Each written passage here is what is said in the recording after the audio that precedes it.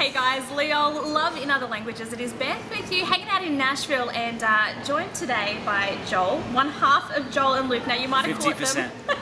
You might have caught them at Easterfest 2009. They performed there and absolutely wowed crowds. Thank you so much for hanging out with us today. Now, absolutely. Joel, Luke isn't with us today. He's getting married this weekend, which is pretty exciting for him. So we're hanging out with you. What's been going on with you guys for the last couple of years? Wow. Do you want the short version or do you want the long version? I'll give you the kind of nutshell version. Luke and I kind of half jokingly started writing music 3.5 years ago together, and we did this little EP that we just took around a bunch of producers here in Nashville. And one chap named Sean Shankel got really stoked about it. Was like, I love what you guys are doing. So we signed this development deal with him, and we started writing more. And kind of gradually over the last 3.5 years, it's gotten more serious and more serious and more serious, to the point of we signed a publishing deal with a company out in Los Angeles, and then we signed a record deal with a label called Squint just last year, which is under the Warner Music Group. And we just finished our first LP. It'll be released probably the top of next year. So we're, it's been a stair-stepping process, but I think we're kind of in neck deep now, going, we're gonna really do this thing. Yeah, tell us much about the album. I can tell you a lot about the album. We started recording September last year. We wrapped up about a month and a half ago. It was a challenging experience for sure at moments, but a really kind of exhilarating experience, because we've written about 80 or 90 songs for the project, and so we took that with the record label, dwindled it down to 40, and then to 25, and then to 11, which was a daunting task because there were so many that you just feel like there were a whole bunch of kids, and you're sort of saying, well, I don't want you, I want you guys. But we put it together. We had a guy named Aquilon, who we were huge fans of, work on producing the project with us. He's from London but lives in Los Angeles now, so we did a portion of it out there. Did a portion of it in town here with a producer that we signed that production deal with named Sean Shankel. And then we had the super awesome experience of having a guy named Joe Zook out of Los Angeles mix it for us, and he does a lot of does One Republic, Katy Perry, and just a lot of people that we kind of want to be in the same group as. Yeah. So yeah, it's really, really exciting just to have finally, for the first time after 4 years, something that we can call kind of our record done, complete. Yeah, absolutely. I'm looking forward to seeing it and hearing it, and looking forward to having it down in Australia early next year, you said? Yeah, I think so. Well, we don't have any kind of official release date yet.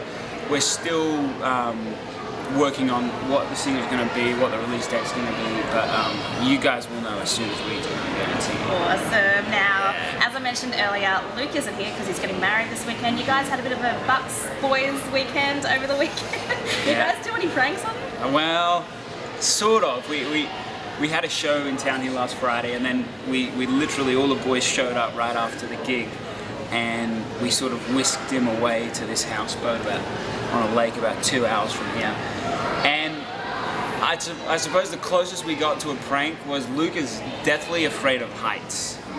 Deathly afraid. So we're on this houseboat, and it's just probably 10 foot off the water, and then there's another like a canopy over the houseboat that's probably 20-25 feet over the water. Well, Luke, there was no way on earth Luke was going to jump off the top one, so we sort of talked him into, like, you've got to, as part of your Bugs party, you've got to jump off the lower one, which I don't know if you can look over here, see where this television is. Okay, it's probably 7 feet, 8 feet off the ground. It's not very high. No, it's not high at all. But this kid was horrified. I mean, he got up there, it was like he was jumping off a 50-foot cliff or something. He got up there and he was like, he kind of looked at me and I counted. I was like, 1, 2, 3, and he just kind of froze. And I was like, oh man, this is gonna be awful. I'm jumping off the top one, and we count again, and he, instead of jumping up and like giving it all he's got, he just kind of just ducked over and like jumped in the water, and he hated it. Every 0.2 seconds of it, he just thought it was awful. So we've got another we've got another little Bucks party coming up tomorrow. We might kind of duct tape into a pole and Excellent. rub Vaseline on it or something. Yeah, sounds good. That's the extent of it so far. Awesome. Now, I want to ask you about the whistle that's around your neck. Oh yes. Because you told me the story just before we started recording. Talk to me about this whistle, because it's not just any old whistle, it's got a very significant story. It does. I got this just down the road actually here in downtown Franklin, but the origination of them actually selling these whistles, they particularly sell them on the West Coast, and they've started selling a lot of boutiques across the country. They're called falling whistles, so if you go to fallingwhistles.com, you can read up about more information there, but basically, I've forgotten exactly how long ago, 3 or 4 years ago, this chap went over to the Republic of Congo. And when he was over there, he heard and saw these stories and sort of tragic circumstances where these between 5 and 10-year-old children were put on the front lines of these guerrilla skirmishes. And they would have these whistles, and they would blow these whistles as loud as they could, to sort of distract the opponent from, from taking out the others, so that they could in turn take out their opponent, if that makes any sense. And inherently, because the kids were on the front lines, they're often the ones that get taken out first. And so this organization, Falling Whistles, is sort of devoted to trying to get these kids off the front lines of battle, and trying to get them out of harm's way and protect them from ultimately just being incredibly injured or killed needlessly from these skirmishes. Wow, that's just amazing. So the website again, fallingwhistles.com. Go check it out if you can. Joel, thanks for hanging out with us today. What's your Twitter if people want to follow you online? Joel and Luke, and we're about to, I know, it's awfully creative.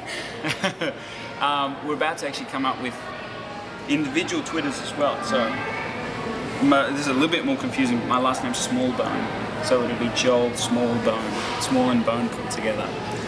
Cool. And Luke Smallbone. Awesome. Thank you so much for hanging out with us today. Absolutely. And don't forget, if you're not following us on Twitter already, @Leol Magazine is where you find us, and leol.com.au.